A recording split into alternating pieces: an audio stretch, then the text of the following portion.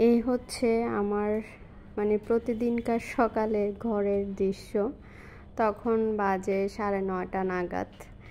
আর আরাশ এভাবেই প্রতিটা ঘরে খেলনা ছড়িয়ে ছিটিয়ে রাখে এবং বিছানায়ও খেলনা নিয়ে সে ঘুমাবে।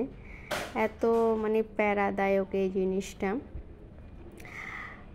তো তখন বাজে সকাল 9টা কি 9:30। দেখেন আমার ঘরের বেডরুমের অবস্থা।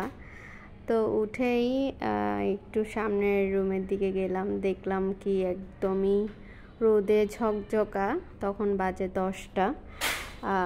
রোদ দেখেই তো একদমই মাথা খারাপ, মানে এত বেশি রোদের তাপ, কি আর করার। তো প্রথমে হচ্ছে আমার ঘুম থেকে উঠে কাজ হয় কি, আমি প্রতিটা রুমের জানালাগুলো খুলে দিই।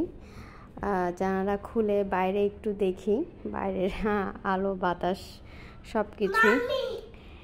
এরপরে দেখেন রোদের অবস্থা, এত রোদ যে লিটারেলি ভাবছিলাম যে আজকে অনেক বেশি গরম পড়বে, কিন্তু আকাশটা অনেক বেশি সুন্দর, একদমই ফকফকা। এরপর অন্য রুমে গিয়ে অন্য রুমেরও জানালাগুলো খুলে দিই। আমি চেষ্টা করি কি রাত্রে যতটুকু আমার সম্ভব হয় আমি একটু সব কিছু গুছিয়ে রাখার, কারণ দেখা যায় সকালে আমার আমি ঘুম থেকে উঠে নাস্তা করতে করতে দেখা যায় হেল্পিং হ্যান্ড চলে আসে, সব কিছু গুছিয়ে করব, ওই সময়টা কিন্তু তখন থাকে না। ওনাদের কাজ তো অনেক বেশি তাড়াহুড়োর। ওনারা দেখা যায় 10 মিনিটের কাজ কিভাবে 2 মিনিটে করবে, ওনাদের কাজ তো সেটাই। তাই আমি চেষ্টা করে একদম সব কিছুই গুছিয়ে সুন্দর করে রাখতে, যাতে হেল্পিং হ্যান্ডের কাজ হেল্পিং হ্যান্ড এসে করে দিয়ে চলে যেতে পারে।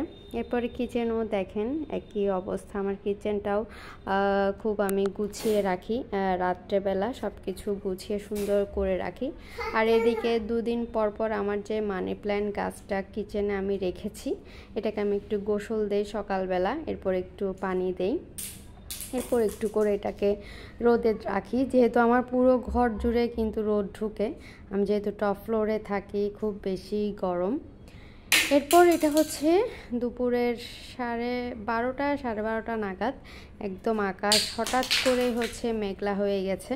আর আজকে আমার ঘরটা আমি একটু ডিপ ক্লিন করেছি, তারপরেও মন মতো স্যাটিসফাইং হয় না। আসলে হেল্পিং হ্যান্ডের কাজ তো বুঝেনি, আমার একদমই আসলে পছন্দ না। তারপরেও কি করার, নিজে যেহেতু সব কাজ করা একা পসিবল না। ঘরটা মোছা আমার জন্য খুব বেশি প্যারাদায়ক। তাই ওনাদের দেখা যায় পিছে লেগে থাকলেও দেখা যায় ওনারা খুব বিরক্ত বোধ করে। তাই আজকে অনেকটা রান্নাবান্না করতে আমার দেরি হয়ে গেছে। একটু আলু ভাজি খেতে মন চাচ্ছিল, তাই বড় বড় দেখে আমি 2টো আলু ভাজি করে নিব ভাবছিলাম। আর অন্যান্য তরকারি কোনো কিছুই আজকে মানে খেতে ভালো লাগছে না, তাই ভাবলাম ঝাল একটু হচ্ছে আলু ভাজি করে নিব। আর যেহেতু হেল্পিং হ্যান্ড এসব কোনো কাজই করে না, উনি শুধু একটা কাজই করেন, আমার ঘরটা মুছে দিয়ে যান। আর বাদ বাকি যা টুকটাক সব কাজ আছে সবগুলো আমার নিজের হাতেই করতে হয়, কারণ এইসব কাজ ওনারা আসলে করতে চান না। আর আমরা যেহেতু এখন আমি আর আমার মা ছেলে 2জন থাকে, আমাদের তেমন একটা রান্নাবান্নাও থাকে না, তাই আমি এসব কাজ হেল্পিং হ্যান্ড দিয়ে এখন করাই না, আর আমি নিজেরটা নিজেই করে নিই। এরপর এদিকে হচ্ছে একটু আমি টমেটোর টক করব ভাবছিলাম, আলু ভাজি দিয়ে আমার মনে হচ্ছিল খেতে ভালো লাগবে।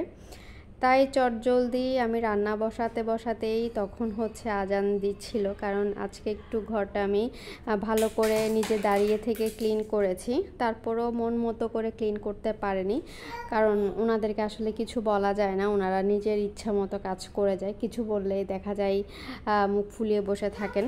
আর এদিকে দেখেন আমি যখনই হচ্ছে আমার কিচেনে থাকি তখনই হচ্ছে সে আমার পিছে মানে চলে আসে, আমার পিছে আমার সারাক্ষণ আমি যেখানেই যাব সেই পিছে আসবে।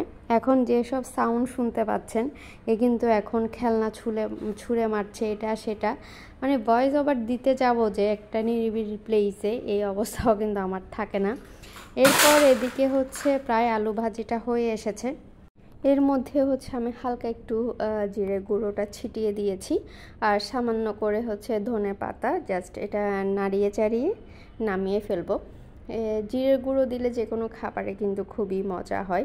এর মধ্যে কিন্তু বৃষ্টি পড়ছে, আর আমার বৃষ্টি পড়ার সাথে সাথে আমার দৌড় দেওয়া লাগে যে প্রত্যেকটা রুমের জানালা বন্ধ করার জন্য, না হয় দেখা যায় বৃষ্টি বেশিরভাগই আমার ঘরে ঢুকে যায়। আর এর মধ্যে আমার ইচ্ছে করছিল যে জানালাটা খোলা রেখে আমি এই দোলনাতে বসে বসে বৃষ্টিটা এনজয় করি, বাট তখন আর উপায় ছিল না।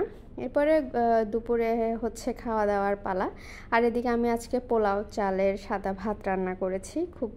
আর যেই রেগুলার চালটা ওটা আর খেতে ইচ্ছা করছে না, আমার ইচ্ছা করছে যে পোলাও চালটা খাই।